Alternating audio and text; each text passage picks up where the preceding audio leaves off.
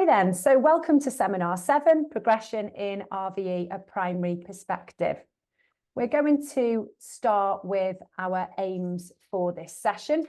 And we'd really love it if by the end of this session, you will feel that you've been able to explore what we mean by progression and what it might actually look like in RVE and more generally to support curriculum design in the primary setting.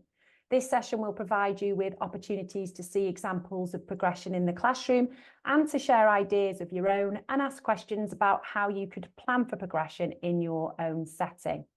Like most other seminars in this programme, the session will provide us all with the opportunity for some much needed professional dialogue and in particular support us in developing a shared understanding of progression in RVE. We do this on an equal and supportive basis today by sharing and reflecting on our own experiences of the learning process, as well as the examples included in this presentation. So before we go any further, I think it's vital for us to acknowledge the importance of critical engagement. What is shared today, either by Jennie and I or by yourselves, they're just examples of emerging practice. We're not saying they're perfect and that you should strictly follow them. However, the examples included in this presentation have been planned with the statements of what matters for the humanities and the descriptions of learning in the progression steps and the RVE sub-lenses in mind, and they offer us something to consider for our discussions. It's also important for you to think about your own context and your learners and what will work for them when engaging with any of these examples or resources. So there is an extra layer of central support for RVE in the form of the RVE guidance on which your locally agreed syllabus is based and which your school must have regard to when planning. And that guidance includes the RVE sub-lenses, the RVE concepts and the example learning journeys. You can find that guidance, if you don't already know where it is, on Hub using this link. And this presentation, once it's been translated, will be available bilingually for you to use. So what do we mean by progression in learning? Well, I think that we can all agree that it's something like this. I've got this from Hub. A process of developing and improving in skills, knowledge and understanding over time. So to kick off, would anyone like to maybe elaborate on that, give their own kind of perspective on that, or challenge that in any way? You're more than welcome to do so. And if you want to put your hand up or just chip in, you can do. But don't worry if you're more than happy with it and you don't want to say either. I'll just give you a moment to pluck up the courage to say anything if you want to. I always think, when we start cutting up those learning steps, those building blocks of progression, that we take out the idea that it is all learning. So actually, we're talking about knowledge, understanding and skills. All of those things are learning. And that what we're talking about in progression is doing that over a period of time, whatever that time scale might be. So it might be in your class one day, or it might be over a year, or it might even be your lifelong learning. Yeah, I think that's a really good point, isn't it? That it's over that time, and there are pockets of time and moments of time, but there's also that whole learning journey that we need to consider as well. Thank you, Jennie.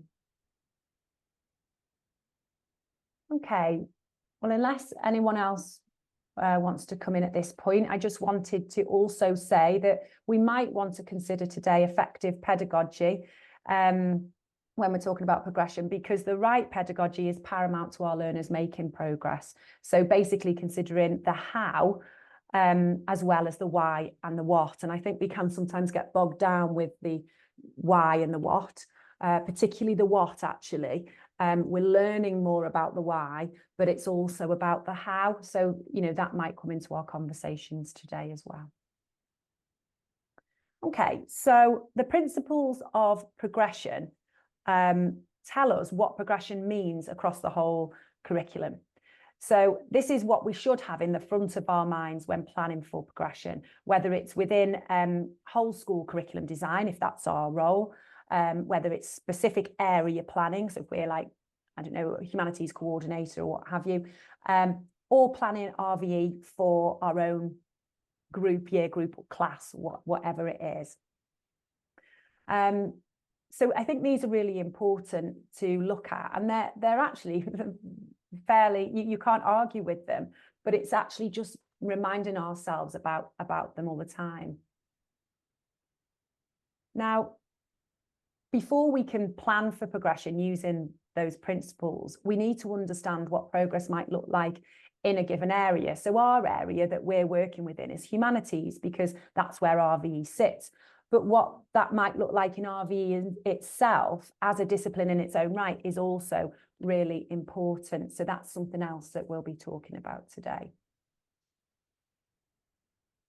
So what do we do? Sorry, wrong one. The statements of what matters are a really good place to begin when we're looking for examples of what progress might look like in RVE. Because as we said, RVE sits within the humanities. And the humanities statements of what matters and the descriptions of learning have been designed to accommodate RVE. They're in there. Each statement, as you will know, has 5 progression steps, and each step has descriptions of learning that you can use to help you work out what you want your learners to be able to do, as well as know from the learning experience that you're planning. We need to remember, though, that the purpose of the descriptions of learning is to provide guidance on the direction and pace of progression. They're not meant to be a series of criteria that you use to directly assess your learners against. So they're for you rather than your learners. We're just going to have a look at an example of the descriptions of learning within one of the statements of what matters. So this one is: our natural world is diverse and dynamic, influenced by processes and human actions.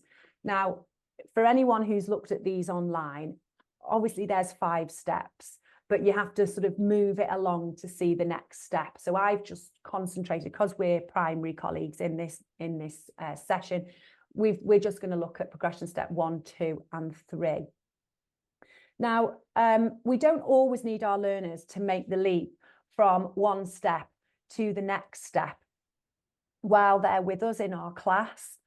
And I think that's really important to remember. They might make progress within the same step for the whole time they're with us, and they might only move on to the next step after considerable time, or it might even be as they transition from your class to someone else's class, or even from your setting to another setting. So that's something to also bear in mind. In this example, you can see how some of the descriptions relate to RVE.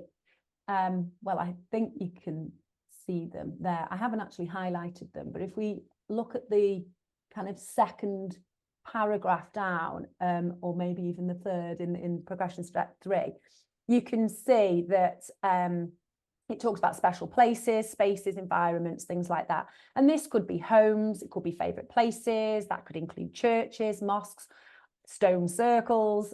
It could be places that have a spiritual or cultural significance, not necessarily a religious one.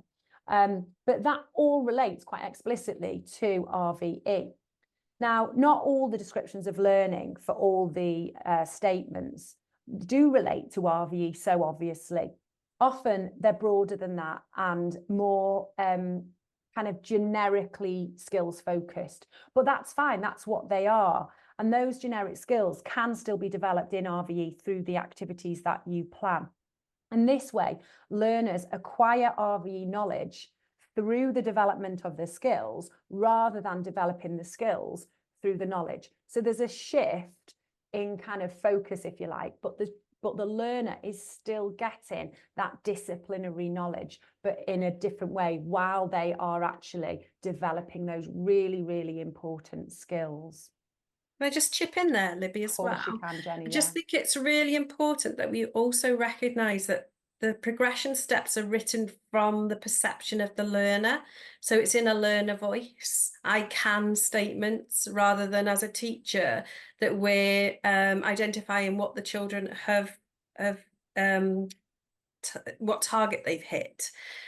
These progression steps are on a spiral. You know, they're not linear. It's not a sort of learning continuum that you get this, you achieve that, you move to the next, and you move that. The idea is that the learner may be developing that skill and then need to consolidate that in a different way through a different context or concept, and then go back and revisit and then move back through. So it's much more fluid than maybe we would have been used to with our national curriculum levels.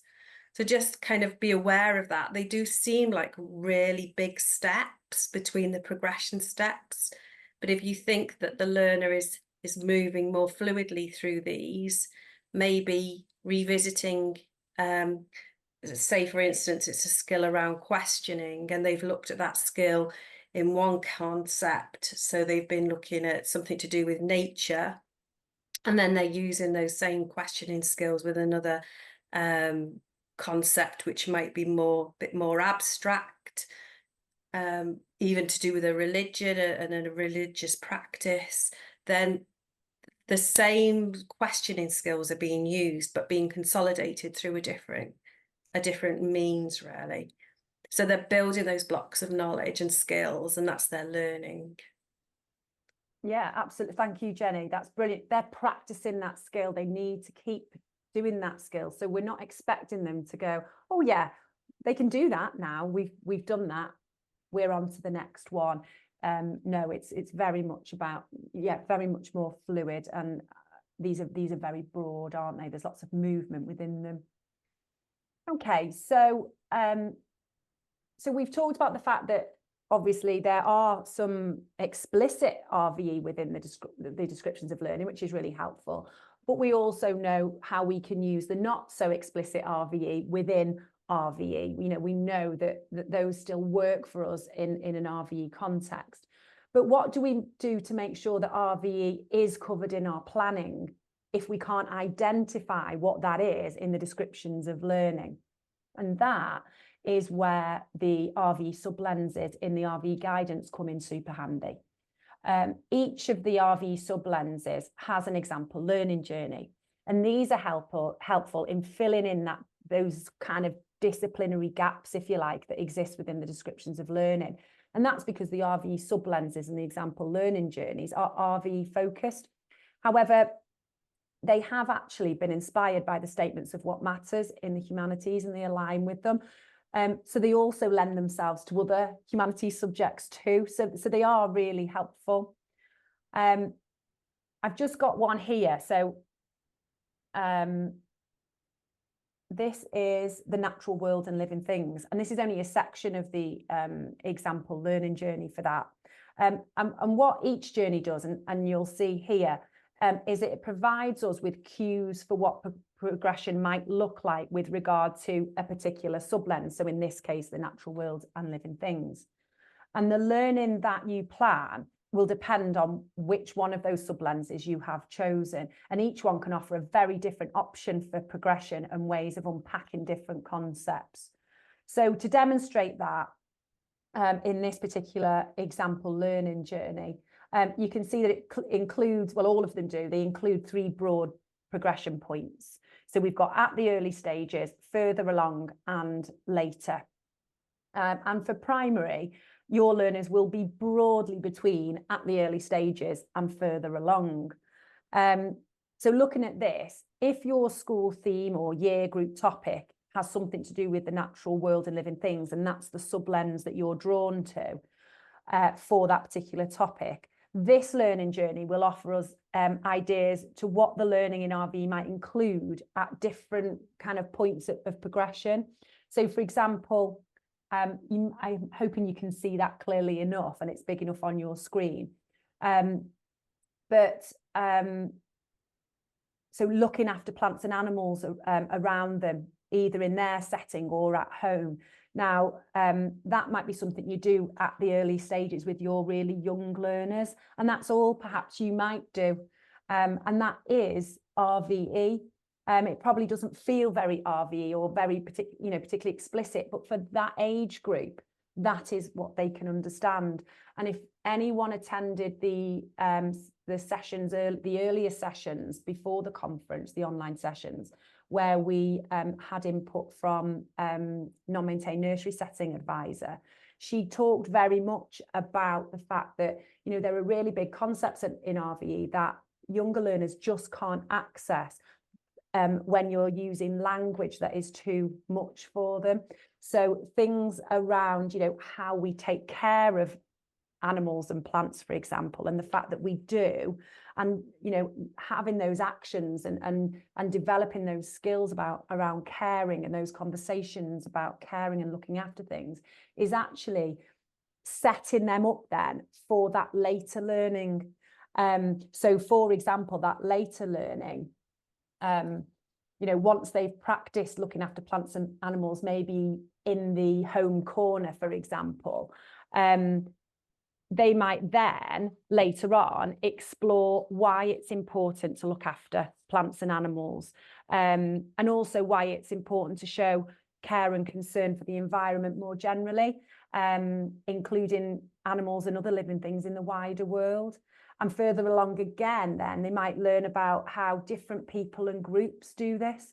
So that would include your religious and your non-religious people and groups. So finding out about different animal or environmental welfare groups that have got religious roots or influences, or inviting visitors in to talk to the children about their personal beliefs and why and how they look after plants and animals. So you can see how just by doing that thing in the home corner with, you know, we look after our animals and we feed them nice food and we take care of them and give them somewhere safe to stay, that all builds the blocks for that later learning. So it doesn't have to be shout out RVE all the time. You know, it's about what's appropriate for those learners at those It's a really stages. good example you've just given there, Libby, of revisiting those concepts, isn't it, of care and concern. And that's a great example of that spiral curriculum, where you're starting with your foundation phase, early years learning in the home corner, and then really those deep, big questions later on of inquiry. Yeah, absolutely. Because when they move to secondary school, hopefully they'll extend that learning again. So in this, that's the later kind of, perhaps, I mean, not everyone in a secondary setting will be in the later sort of progression point. They might still be on further along, but you'd hope that in a secondary setting, perhaps they'd start to pose ethical questions around how humans treat the natural world, or, you know, exploring different religious and non-religious responses to bigger, really deep questions. And they may start that early on in, you know, sort of in late primary. But it's finding that, you know your learners, you know your contacts, you know your class. So it's planning the right sort of questions and looking at those descriptions of learning, and looking at the learning journey and saying, okay, so where are my learners? You know, what do I need to do to bring them on? You know, and where are they now? So yeah, absolutely. And hopefully then they'll be able to develop their own informed response. It's not just developing a response, it's an informed response because they've had all that prior learning. So all of this really highlights the need for communication, doesn't it, between colleagues, classes, year groups, and also settings, which highlights the value of cluster working, I think, too. And like Jenny was saying, so that when concepts are revisited, which they should be, or like the whole school is exploring the same concept at the same time, there's a clear path of progression that avoids repetition of the content and the pedagogy. And it's, you know, it's that path includes appropriate stuff for each individual learner and groups of learners. So it allows you to see what that path could be. But yeah, definitely communication is really key as learners move And it's Libby that school. open communication where because we're not trying to get our learners to a specific point in their learning before they move on from us. That's not what we're meant to be doing with our learning. We're working at their level on their journey. So as teachers, we're not trying to, as we would have been maybe trying to get them to a level 5 or a level 6 before they left primary school. It's more that they've understood this concept, and the conversation with their teacher or school that they're moving to is where are the skills in that where are their skills now? Are they able to engage with an inquiry? Are they able to look at different genre of writing? Are the gaps? And those are the conversations. It's more about where are the gaps in the learning than actually we've achieved this. It's just slightly different, but always from the learner. So the learner can do it. The learner has control over their own learning. But as teachers, we're observing and helping them develop those skills, really, by identifying where those gaps are. But it's a slight shift in the way that we've been used to working. Yeah, absolutely. And I think Eston would agree with that. And it's something that they want to see in schools, isn't it? That we know our learners, we know where they are, we can identify that, and we also know what we want to do with our learners to ensure that, there aren't those gaps, and that it's okay that they're not at this particular point. It's okay that they're here, wherever that is, wherever we've identified, but we know how we're going to move them on, and what that progression pathway is, and what we're going to do to get them there. Yeah. Okay. So we're going to move on then, or back, should I say, to the principles of progression now. And based on these principles, they sort of give us opportunities to ask really helpful questions. So, for example, what do our learners need to do next to increase their effectiveness? What more do they need to know? How can we deepen their understanding of this particular concept, whatever it is, in RVE, now they're in this class, or when they go on to the next class? What activities will allow them to refine their skills? So talking about, what pedagogy can we use? What can we do with them? How can we bring that learning on? What new context can we give them to explore new connections in their learning? So I really like the principles of progression, because they do allow us to ask those really important questions, and it's the answers to those questions that are going to help us plan for that pathway for progression. Jenny, can I invite you now to kind of give maybe an example, if that's okay with you? Yeah. Because we've talked about this together, haven't we? And you had Yeah. a really nice example of that in one of our schools in Wrexham. Yeah, I mean, we're in the fortunate position that we meet lots of teachers, and we're working with different age groups and observing children, learners in their learning, which is such a privilege at this point of change in the curriculum. I'm just going to share a bit of a narrative with you. So we had one of our schools, well, actually a few of our schools, working on the concept of cynradd, but one school in particular had decided they were going to take this concept of cynradd, whole school. So this was from early years through to year 6. The early years decided they would go on a walk through the village.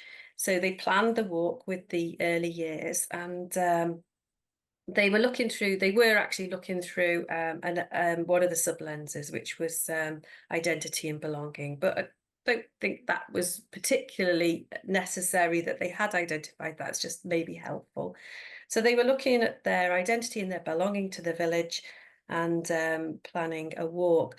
There were two sort of areas that were really interesting here. The first one was one of the things they did was they planned the walk, and then they planned to go across the big road that they'd never been across before. So it was really extending their experience, and the children had to work with their teacher, decide what do they need to do to be safe to cross this really busy road that they weren't normally allowed to go across, and what would they find when they got there. What was lovely was they'd found the river. And in the river, the awe and wonder. So they were suddenly into another area of the curriculum, the RVE curriculum, and they were looking at awe and wonder and natural world and living things, and recognizing creatures and fish, and it was just wonderful, really. What they did with the learning, that class, was they actually created a dance of the river, which was rather nice. And then further along, as they journeyed, they continued their journey through the village, they noticed the sign on the pub, which was called the Griffin. So the children, little like Libby's mentioned before, they talked about how would they care for a griffin, what was a griffin, how would they care for it, what would they feed the griffin. And so they also used all those creative skills again, and did part of their dance. So they had the river, and then they had the griffin in their dance as well, and the movements of the griffin, which was really lovely to see. The older learners further along, so this was round about year 5 and 6, had equally taken a walk through the village and their cynefin, and equally seen the symbol on the pub of the griffin. But what was fascinating here was they started to look at the symbolism of the griffin, and they were looking through the lens of identity and belonging, and started to discover that it was a symbol of different values. It was used on the family crest of the local family in the nearby sort of stately home. It was courage, a symbol of courage and of leadership. And so their whole learning journey was taking them into a narrative of values and language, and where we use this language and where we use these values, and where they're visible within our belonging and our identity within our cynefin. So even though that's the range between that school, so right from the early years right to the top of the school, but the progression was there, that you could see it was so visible, the very sort of concrete learning of the little ones, and they were experiencing what it was like to be the water, or what it was like to be the griffin, to the older, more abstract learning of looking to see the narrative, the history of that symbol and what it stood for with those old families of the place. So that was a really nice example. There were many, weren't there, Libby? There were lots. It was that whole project created so much kind of discussion and so many ideas, didn't it? Yeah. It was amazing. And we'll look at a few of those more examples of those later on. But thank you for that, Jenny. I think that's really helpful. I'm just going to do a little time check. So at this point, we were considering, if you want to, sort of going into breakout sessions and giving you the opportunity to think about perhaps what you might do with your learners if you were walking through a village, if that was the activity, and how that might work for you with different, age children, maybe sort of early years and maybe then in junior, how that kind of contrast and what you would expect them to be doing in order to show that progression. But it really depends on what you want to do. And it might be that you don't want to go into breakout rooms. I don't know. So has anyone got any kind of any desire to go into a breakout room and do something really practical and talk about, how you would plan for progression with that activity? Or would you just like to have a little chat now, or ask some questions now, have a little break? What do people want to do? So there's nothing in the chat at the moment. We did say at the end, Libby, that we might ask if there's anything further people want in other sessions. So it could be that at the moment there's a lot being taken on, and also Yeah. I know it's a busy end of term, isn't it? A busy end Mm. of the academic year. So Yeah, and I think what we've learned with these sessions is sometimes the breakout rooms are really helpful for some people, and sometimes the breakout rooms are a little bit scary for people. So, okay. Oh, we've got a question. Louise, would you like to come in with your question?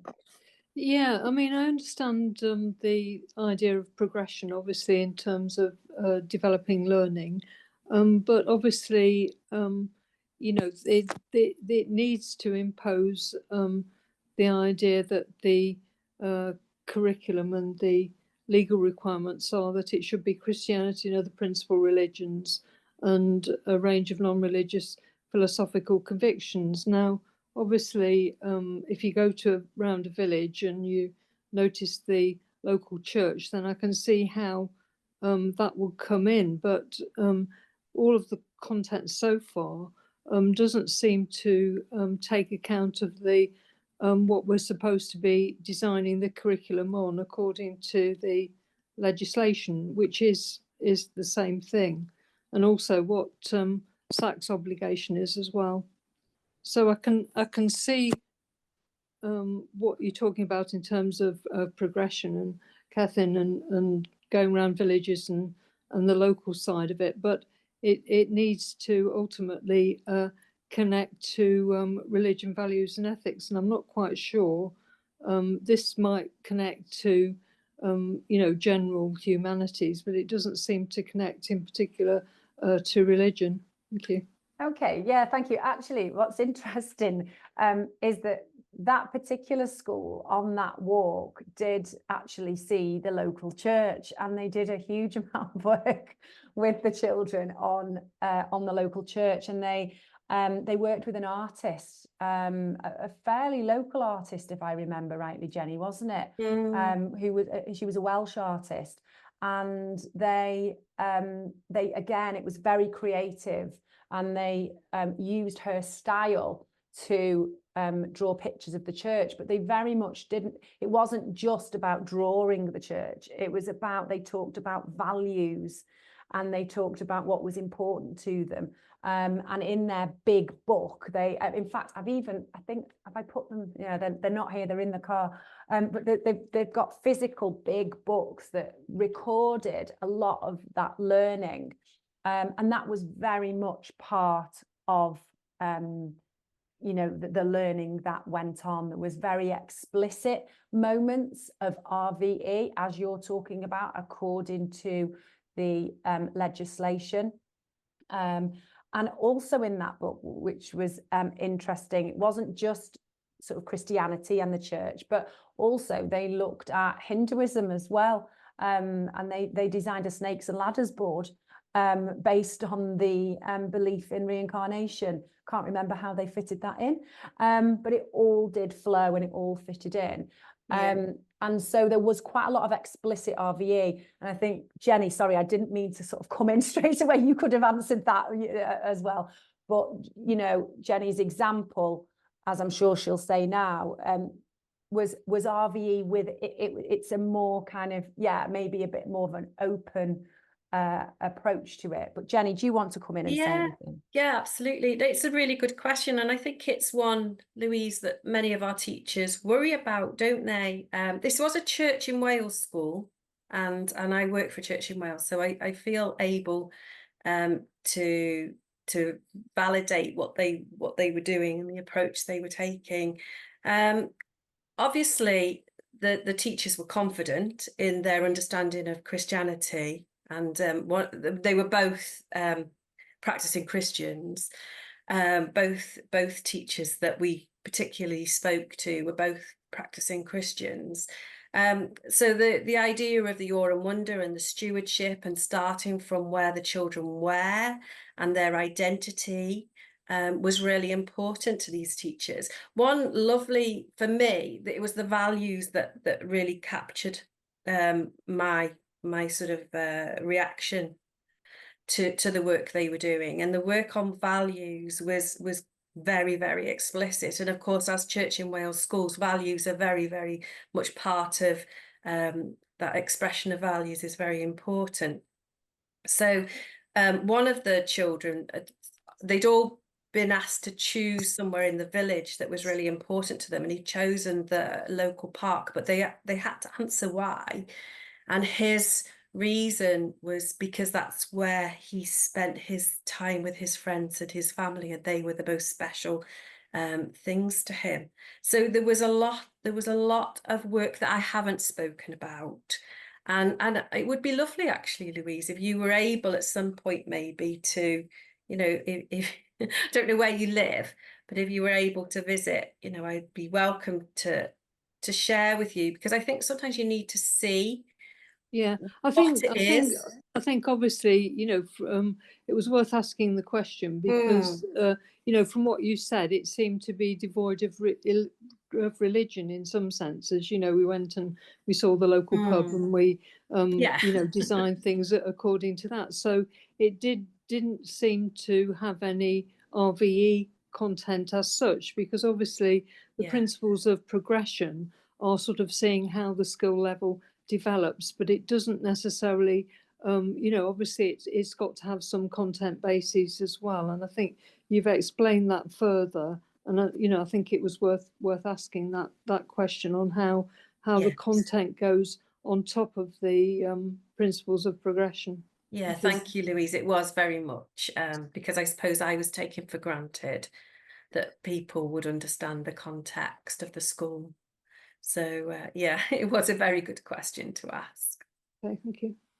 So how do we move away from measuring progress? Yeah, I know so many parents and teachers want progression steps to be just that. And I understand there isn't the spirit of Donaldson.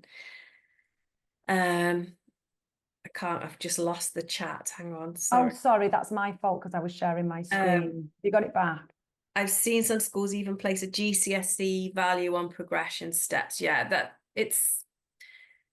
it's really challenging, isn't it? Because it is such a change of culture. But I think when I was teaching and I used to use inserts, what I'd realised very quickly was as I was ticking off what the children had achieved, what the learners had achieved, what I was noticing as a teacher was actually the gaps. And it was the gaps that was informing my teaching. And I think we really need to be looking at that. We really need to be thinking, okay, so this learner or these learners are doing this, but how are we going to move this forward? It's just a really big shift away from achievement as a measure.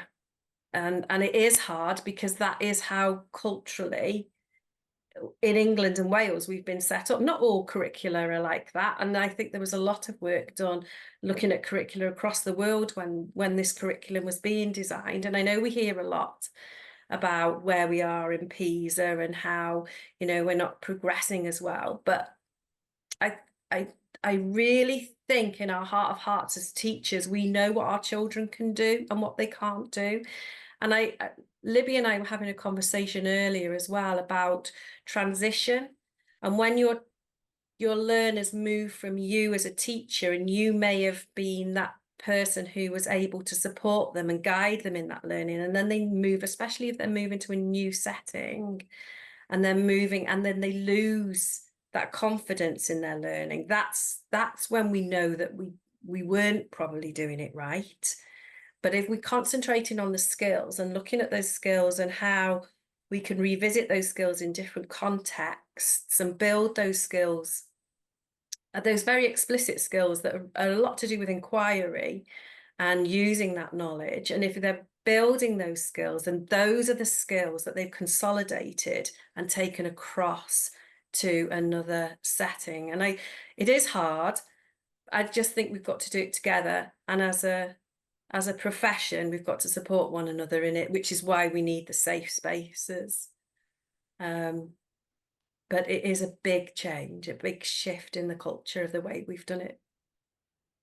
It doesn't answer your question really, but I Don't know if there's anything you can add, Libby. No, well, I totally agree. And yeah, our conversation this morning was around that, wasn't it? That it is a culture shift. And I think it's going to take time, particularly for not so much primary, but particularly for our secondary teachers to sort of get there, because they're closer to that end, what they see as an end point, you know, that GCSE, which shouldn't be an end point and isn't an end point, but it sort of is for some of them. But yeah, you know, looking back at primary, it still happens, doesn't it? We kind of say, well, you know, the class should be able to do this now. Well, we're kind of moving away from that, aren't we? And it is about consolidating the learning. It is about revisiting the concepts, revisiting the skills, but with different contexts. And that's what provides the freshness. That's what provides the opportunities for children to practice those skills and embed them, but in a new and a fresh way, so that when they get to high school, they don't go, oh no, I've never learned this before, because they happen to be doing it in a different subject. And that's often what happens, isn't it? They, you know, I've heard so many secondary school teachers saying they've come in on a level 5 or 6, but actually they're a level 3, and they kind of complain about that. And it's like, well, no, because when they were in primary school, that's what they were working to. It's just that because of the change, that what the learners haven't been able to do is sort of be able to recognize that they can use the same skills in a different context. So it's trying to change those contexts. But yeah, sorry, it's not answering your question, is it, Heather? How do we move away from measuring? But Heather's here then saying maybe more direction from Welsh Government, kind of how we share this messaging with parents and externally. And I agree. I think there is a lot of that. And I suppose another analogy to use is, and I was reading this earlier, was when you learn to walk. So you learn to walk, you take your first steps, you learn to walk, you might learn then to run, and then you might learn to sprint and to run a race. But if you're not keeping up your training, you won't maintain the skill level that you had to win that race. You have to keep going back to visit the skills. So skill development is very, very different to knowledge gathering. And also if we're not using the knowledge continually, we won't retain it, we won't consolidate it. So I think the words consolidation and are really important, and that understanding. But I agree with you absolutely that we do need support in this conversation with parents and the general public. Yeah, definitely. Thank you, Heather, for that question and for the insights that have come from that. Okay, I'm going to try and do the slideshow again from current slide. I don't know which one it is. Oh, there we go. We had the any questions. We've had the over to you. We're going to forget the breakout rooms, and we're going to go straight on to where I'm going to talk to you about the collaborative RVE project that myself, Jenny, and Tanya also worked on with 5 different primary schools in Wrexham this year. And we've already sort of touched on it a little bit. And again, this might be really helpful for you to see progression within RVE that has actually happened in real terms. And we've put loads of photographs and things like that. So it might be a bit more helpful.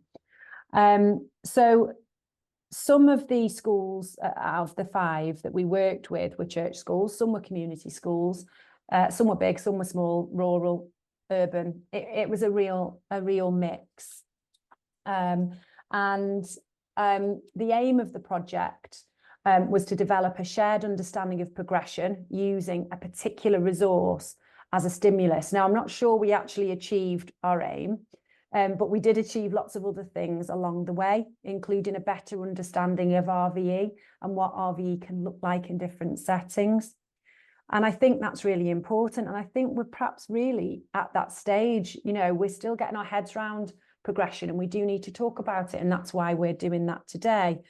But before we can do that, we really need to understand what RVE is as well. And I think those conversations still need to happen.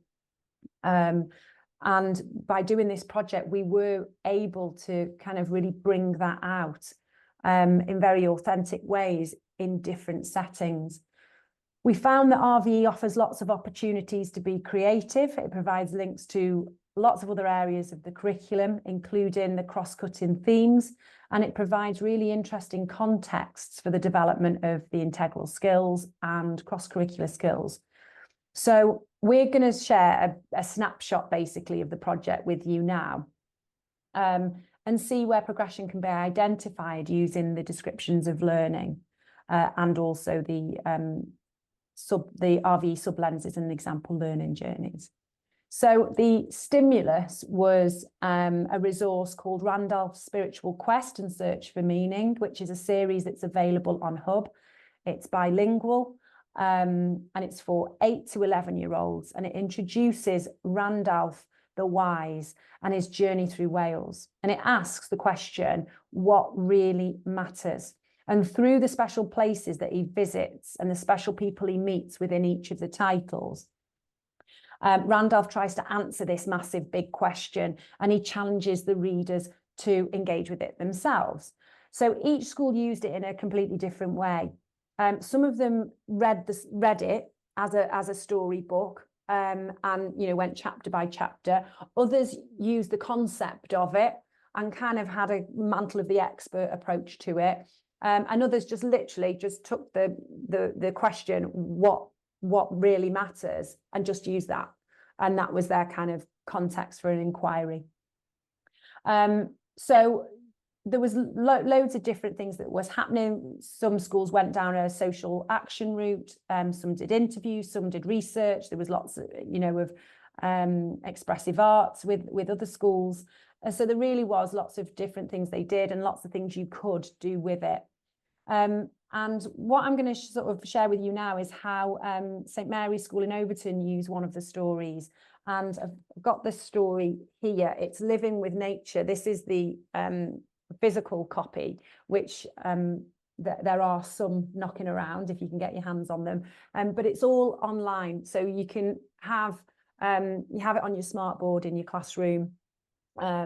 It's a really good resource, so it's worth looking for it on Hub, and it's dead easy. If you put in Randolph the Wise in the resource section and as a search, it should come up. Yeah, so let's have a little look at that. So they started with a letter from Randolph that they had written, the teachers had written, asking the children for help with the very big question, what really matters? And they chose what really matters to you about nature. So they made it quite specific. Now, this set the context for their inquiry. And then through the learning experience that the teachers planned, the children were able to develop appropriate skills and knowledge to inform their own personal response, so that they could actually write back to Randolph. And that's what you can see there. So you can see Randolph's letter, and then you can also see their postcards to Randolph that were included. And again, they had this idea of having a big book that they put all of this, evidence and records of the learning into. So they had that as a school to record, the skills, I guess. Not in a measurable way, but just to say this is the evidence of the progression path. So it was very much an interdisciplinary approach. The learners were immersed in the concept of helping Randolph on his spiritual quest through lots of different areas of the curriculum, but it was planned from a humanities perspective. And it was quite flexible and learner influenced. You can see here on the left that there's some specific geography skills being developed with the map, and also, numeracy skills and how they've recorded things. And then here you can see that there was some really specific RVE, explicit RVE, as what we'd say, and the teacher. That was a conscious effort by the teacher who felt that it was really important to bring that RVE out quite explicitly so the children could explore a specific religion that they were not familiar with. Again, it was a church school and they were very familiar with Christianity, and that had already come up in different places. But the story actually inspired them to look at another religion. So in the actual story, Living with Nature, there was a chapter on a Sikh garden. And in the chapter, they met a Sikh woman and her grandson who told Randolph about the fact that they were going to give some of the vegetables from their garden to the kitchen at the local Gurdwara. And the children had never heard of a Gurdwara before. They didn't know any Sikhs. So they were inspired by this, and that's what was the sort of inspiration for their research. So they were asked to go and research what is important to Sikhs and present it in any way they wanted. So that was quite explicit RVE. Now, we're obviously talking about progression. And so if we actually use the progression steps, and this is just from one of the humanities statements of what matters: inquiry, exploration and investigation inspire curiosity about the world, its past, present and future. Now, we can see from the work that they've done in their big book that they're developing skills within progression step 1 and 2 really nicely. Let's just see. So if we have a look at this one, I have experienced a range of stimuli that have enthused and inspired me to imagine and be curious about my locality in Wales, as well as the wider world. We've also got one there. It's actually hidden by my tab. I am beginning to communicate my observations in simple ways. And I've experienced a range of stimuli and had opportunities to participate in inquiries, both collaboratively and with growing independence. So you can see that there is, that kind of fluidity between two progression steps there, that they have been developing those skills. Sorry, I'm just looking at my notes here. Obviously, different learners were at different points, but having the book helps to identify where particular learners are and where the group as a whole are at that moment in time. So the teacher could then decide what they need to do next to consolidate that previous learning or move them on. And that can be either within a step or onto the next step. So there's that kind of idea that, like Jennie was talking about before, that they're not constantly trying to be, we're not constantly trying to move them on and rush them through. Actually, it's about, revisiting those skills and really consolidating them. And this is they've done it once with this particular context and this particular RVE learning. And they'll do it again. That isn't the last time they'll try and develop those skills. They will come back to those skills.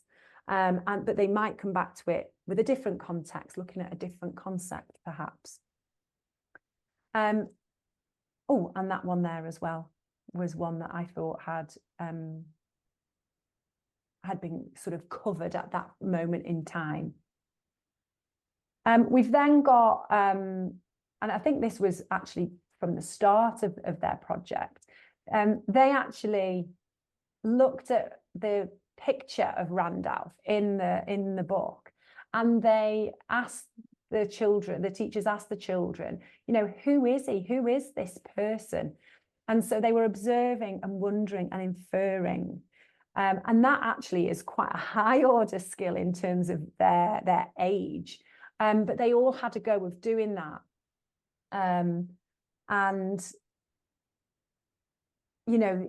I think initially they were making assumptions, but the teacher was able to encourage them to think really about, well, what's your reasoning for why you think he's called that?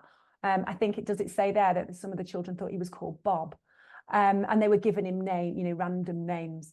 But they were asked through their learning to really give that reasoning and that evidence, and that really made them think. So they were practicing, they were having a go at inference. They might not have actually been able to infer really solidly, but they were having a go at it, so that then they'll revisit that again. So I thought that was a really good opportunity. And then this one from one learner shows that they're forming and expressing their own simple opinions about what they like about nature. So, this child obviously, liked climbing trees, and, really liked, he used to see a robin, and he thought the robin was cute. They're really simple responses, aren't they? And that might be sort of progression step 1. But that's good. That's again, building. It's something to build on, isn't it? And then you've got this one here, which, shows that learners are expressing more informed opinions based on their own feelings. You can see there, it's saying, save nature, and all of these little comments. And they had actually a visitor in that was talking to them about caring for animals and the importance of caring for exotic animals, I think it actually was. And so they were also, learning from that visitor about the importance of doing that more widely than their locality or in their home.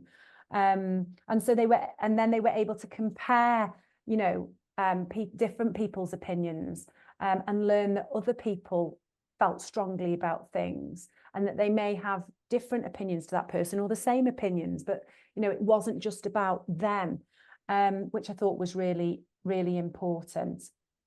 And they also asked on this left-hand side, they were comparing different people's opinions from their local community. So they'd gone out and asked questions. They'd stopped passers-by who walked through the school field on a regular basis and asked them specific questions. And then they looked at the answers that those people gave, and whether they were similar to the answers that other people gave. And, and so it was great. They were doing a real comparison of what people in their own community were doing. And again, it's that skill of questioning as well. So looking at a different statement of what matters from the humanities now, events and human experiences are complex and are perceived and interpreted and represented in different ways. We can see that learners, again, are within progression step 1 and 2 in the descriptions of learning, but also popping in with that inference to dipping into progression step 3 there. But that doesn't mean to say, yes, they've achieved that, now that's it, we don't need to do that again. Of course we need to do that again. Of course we need to practice those skills. We need to come back to them and find different contexts for that learning. And obviously that includes different contexts in RVE. So if we go back to the sub-lenses now, because we've kind of looked at that from the perspective of the descriptions of learning and the statements, which we have to do, because the statements of what matters are mandatory, and we need to remember that RVE sits within them. So those statements are very, very important to RVE. But if we go back now to the RVE sub-lenses and the example learning journeys, we can see where the learners are within these as well. And that helps us to know that our planning is pitched at the right level, where it can go next, and what we might need to go back to, and what we will need to go back to with some or all of our learners. So I've just picked, a few things out there from the natural world and living things sub-lens, and this is just a little section from the example learning journey of that particular sub-lens. So you can see they can identify how and why they and others show care, concern and respect, as well as considering religious and non-religious perspectives. And that's within further along. And then we've got, again, further along their journey, a sense of the complexity of life and its interconnectedness grows, as well as a sense of active responsibility. Well, particularly within when they had their visitor in and they were looking at exotic animals and you know, saying how much we need to really care for our environment and the things we need to do, that all comes under that, doesn't it? So you can see the links. Now, the other thing that we need to say is that all of this did not happen as just a happy accident. The teacher planned for this and knew which statements that she was going to work within, which is really important for planning for progression, because that's where the descriptions of learning are within the actual statements of what matter. But she also knew which sub-lenses she was going to use, and what RVE concepts she wanted to explore. And this, what you're looking at now, is it's an early version of a planning sheet that you may have actually seen yourselves if you came to the WASCA conference, or you've been into any of the other seminars particularly that I've been involved in. So this is an early version. You can see down one side, you've got the statements of what matters, and she's highlighted which ones she wanted to concentrate on. And then in the middle there, you've got the RVE sub-lenses, and she's highlighted which ones she wanted to concentrate on. She's even highlighted, well, I know I'm going to, the integral skills, we're going to develop creativity and innovation, cross-curricular, literacy and numeracy, etc., etc. And you can't see them very well on this one, and I'm going to show you a newer version in a second, the RVE concepts. So she is really, at the very beginning of this, she's already aware of what she's going to use to help her plan that progression, and what she wants to concentrate on. She hasn't just gone at it, you know, thinking, oh, let's just see what happens. And she also knows that it's going to be step 1, step 2, and step 3 that she is going to be working within when it comes to the descriptions of learning. So another version of this is that's how it stands at the moment, and you can see the RVE concepts much more clearly on here, and we've kind of changed some of the colours and what have you, and it really gives you a kind of idea of all the things that you need to be considering when you're planning for humanities, but specifically RVE within that. The St Giles Centre in Wrexham developed this for schools in Wrexham to help them plan RVE. And that's, you know, Nia was part of that, the progression of this particular resource as well. That's why she had an earlier version of it. And, you know, going back to how she used it, she's used it to highlight. It's a working document. And I've seen other documents similar where teachers have written all over them and what have you. So others laminate it, use it as a mat, and it just gives them a reminder of what they're doing. But so there's lots of different ways it can be used. I just chip in there, Libby. Yeah, of course, yeah.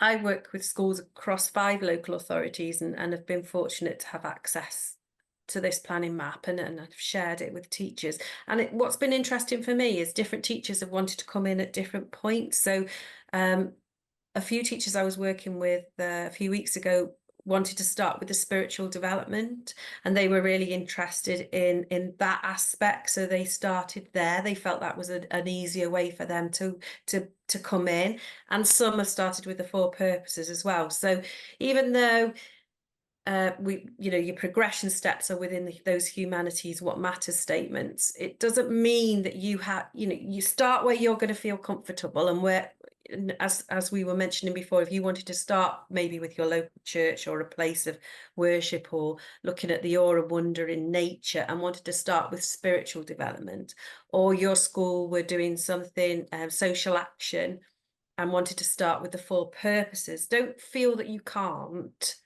You can. It's up to you, really. For progression, you will need those humanities what matters statements, and that's where you need to keep your eye on those, because they will give you the progression that you need. That we're all saying, where's the progression? That's where it is. But really, as a teacher, start where you want to start. Is that fair to say that, Libby? Yeah, absolutely. And I think for those of us who do really feel like they're still at the very beginning of the journey, and haven't really developed that confidence in planning, then absolutely start where you feel comfortable. Start with what makes sense to you and feel your way.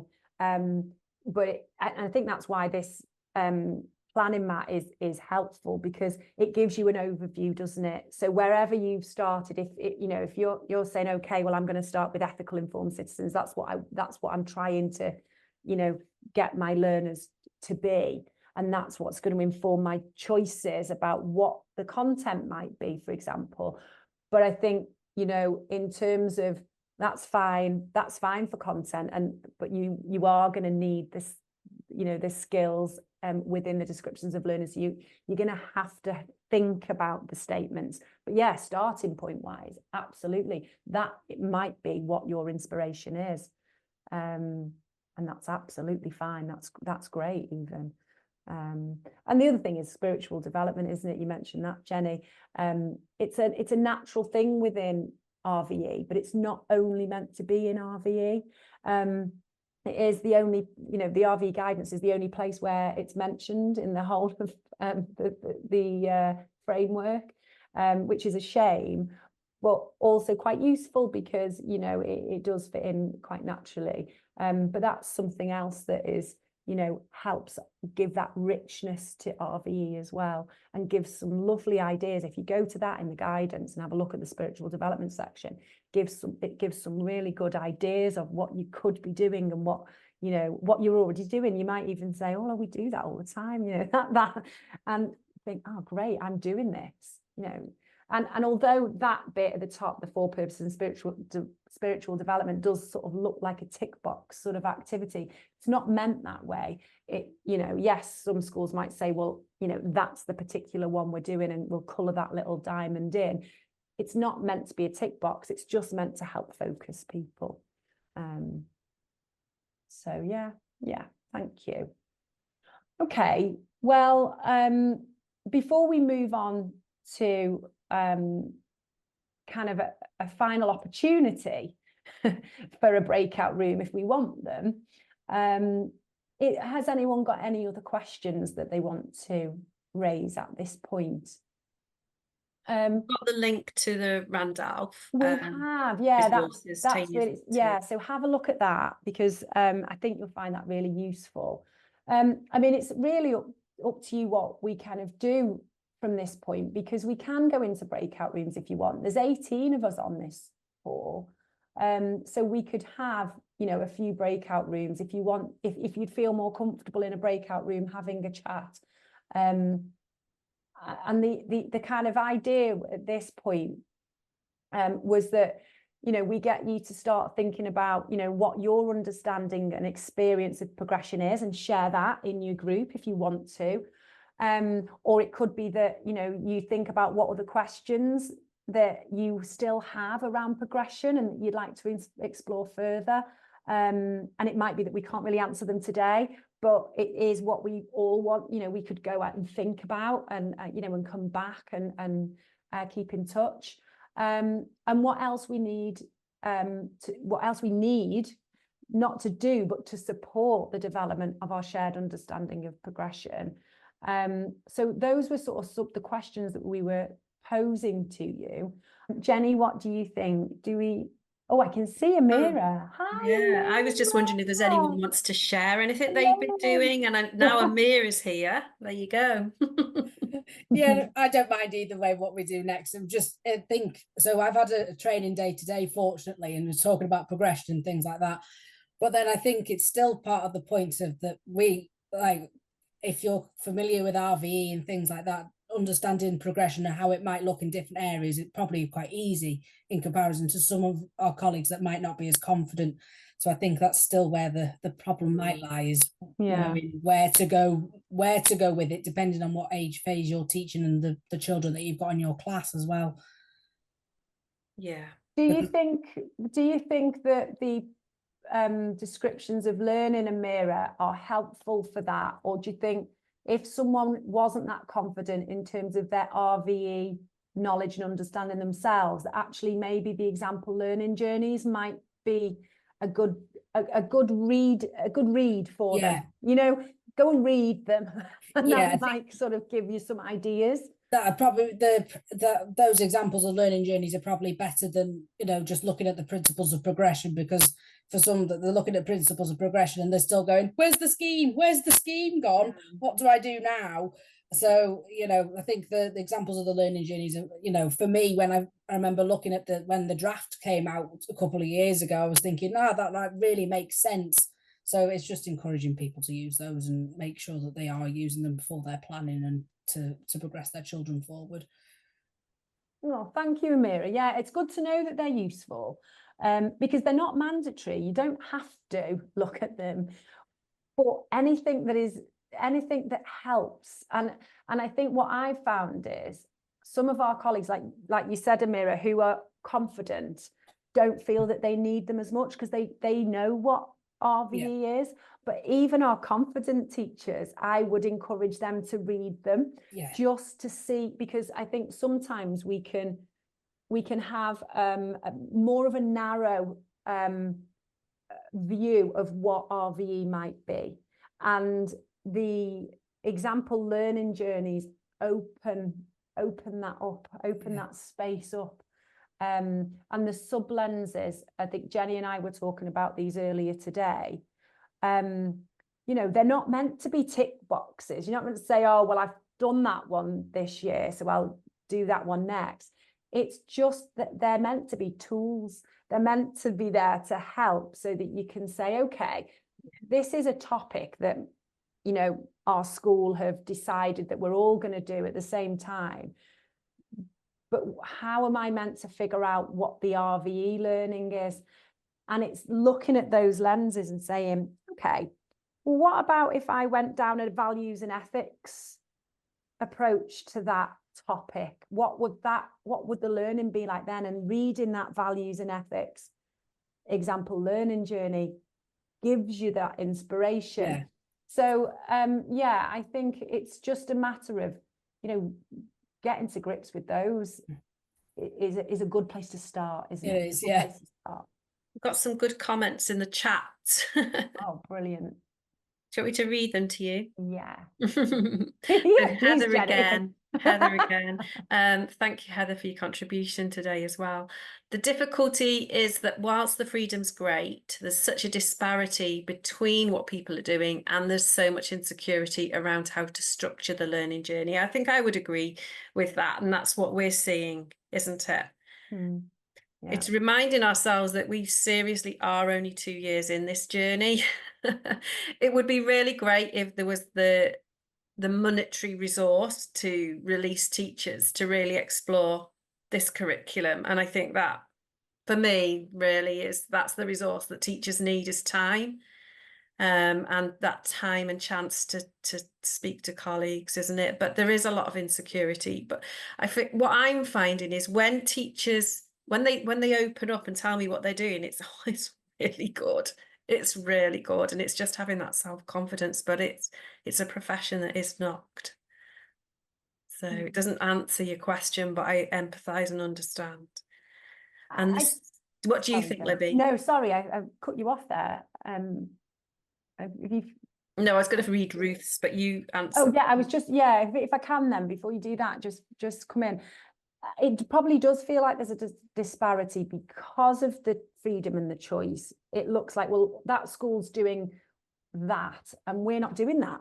And does that mean that our learners are going to miss out because they haven't done the same thing? And I think, it's almost like a change of mindset, isn't it? Content is really important. However, and I think I said this on the previous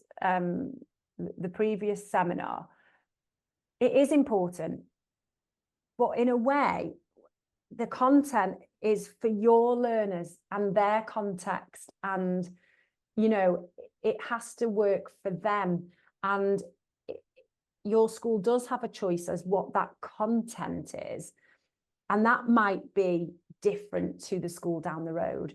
But what brings the consistency are the statements of what matters, the descriptions of learning. And for RVE, and it's the only subject that has it, there's those sub-lenses and those example learning journeys. And so if we're sticking to those, then the types of, you know, the concepts that you'll be looking at will be the same. The content might be different. So if you're looking at the concept of, I don't know, tradition or community, and their concepts that are there in the guidance, then it doesn't really matter what your content is. It doesn't matter if you're looking at that, you know, from a position of, well, you know, what happens in a Christian community? Is it, you know, the community as in the body of Christ? That might be the content for some schools. It might be different content, but it's the same concept. So that's okay. And you've made a really important decision about what that content might be. But because the skills that you are developing with those learners are based on what's in the descriptions of learning, in the statements, and, you know, the way you look at things, the angle that you're using is inspired by the sub-lenses. That's what gives you that's the consistent part. And I think what I'd like, you know, the message I'd like to sort of promote is for schools and practitioners to really look at that RVE guidance, you know, really read it. You'll like what Ruth said then, because she's going to sort of validate what you've just said, Oh, Libby. brilliant. So really, thank you for your contribution as well. The thing I found most useful when looking at progression in RVE was meeting with schools in our cluster, discussing it with colleagues. And once we started looking at the statements of what matter and sharing what it might look like at different progression steps, the ideas kept flowing and we prompted each other as to what we could include. That's lovely, isn't it? Yeah, absolutely brilliant. And I think that's it. Communication with other colleagues, with other schools, I think is really, really important, and sharing ideas and that shared understanding. And that's what we're trying to do today, isn't it? We're trying to develop a shared understanding, and we won't have got there by the end of this session. It'll take years probably to develop a shared understanding across Wales. But, you know, start with your own school community, your colleagues, and the colleagues in schools around, you know, locally to you. I think that's a fantastic way to make sure that you're on track. And Heather's put, is the temptation to go down the values and ethics route and forget the religion? It's an interesting one, isn't it? I think about this a lot. Yeah. My own personal thinking at the moment, although I do work within the context of Church in Wales, so I suppose I feel secure that is there, is that within the culture and the heritage and the conneffing, you're going to get the religion. It's going to come. The values will bring you to the religion, but maybe that's my context speaking. I don't know. It's a good question, though. Yeah, it's a good question, and I don't think yes, it could be your context in terms of the fact that you work with church schools, but I also think again that the sub-lenses help because we've got authority and influence, you know, and you know, things like that. So it's not just about, oh, what do people value in a superficial way or a non-religious way. You know, throughout that guidance, if we read it, it's religious and non-religious responses or views or whatever it is. We've also got the legislation that we need to remind ourselves on, and that Louise, you know, has mentioned already on this session. You know, that we can't get away from that. That is what we have to do in RVE, and all schools have to have regard. They must, the wording is must have regard to the guidance, which is, and their locally agreed syllabus. And of course, the locally agreed syllabus is based on the guidance. So throughout that guidance and throughout the agreed syllabi, the religious bit and the non-religious philosophical convictions, you know, that comes through. And that shouldn't be forgotten. And I guess, yes, there will be temptation if practitioners aren't aware of it. And I think that's why it's important for schools to communicate with each other and make sure that other schools are aware, and that we have that reminder, and going back to the planning mat, making sure that they're aware of those sub-lenses and those concepts, because, some of those concepts you wouldn't be able to explore without looking at religion. So that's really important. But I do think there's an opportunity here and a need for more professional learning. Yeah, and time for teachers, continued definitely. Regular professional learning, absolutely. Yeah. So Heather's finished off here with, I worked in a faith school for 30 years. We had time for RE, RS, RVE. State schools are pushed for time. I think all schools are pushed for time, aren't they? All teachers are pushed for time. So we need to guard against it. The guidance is essential. Thanks, Heather. You've put some great comments and thoughts in there today. Thank you. We've got no easy answers, but we do know that by working together, we can help and support on this journey. I agree, Jenny. I think, and we've started this conversation, and it'd be great to continue having these types of conversations. Okay, well, if I can, because it is like nearly 6 o'clock, we'll just go back to the aims of the session. I hope that you do feel that you've got at least some of, you have explored what we mean by progression, and we've considered what it might look like. And we have had opportunities to share our ideas. And I'm really grateful to those of you who have shared your ideas. And it's not a problem for those of you who haven't been able to share your ideas either. It's still really, really good to have you here, even if it's from an observation sort of point of view. But so thank you, everyone, for attending today. I hope you found it useful. I'm sure there's further questions that you might have. Certainly there's further questions that we've got. And if anything comes to mind when you leave the session, feel free to email myself or Jenny. And we will, we might not be able to give you a straight answer, but, if it means that we have a conversation, then let's have a conversation. Or if we can, point you in the right direction for an answer, then we will do our best to do so. Remember, my email there, sorry, is church in Wales. Oh, well, that's because I've written it, and not, it's not all right. Church. It's not church in Wales, it's church in Wales. I apologise for that. That's my fault. I typed it in quickly today. It's fine. So yeah, I was just going to say, if you remember that your local SAC, Standing Advisory Council, and your RVE advisor are there to support you. So do use them. And if you're not sure how to contact them, please let me know. I can put you in touch with them. If you do contact me for advice, I will always encourage them to be involved in that conversation. So we're not trying to take the job of your RVE advisor or your local authority or SAC. But obviously you're more than welcome to approach us with any question. But we can always put you in touch with your local advisor too. Okay, so thank you. Thanks for spending the time with us. And have a good evening and have a good summer, because some of you we won't see again before the summer. So have a really fantastic summer, a well-deserved break. And hopefully we'll see you again in some of the other seminars. Yeah, thanks, Libby.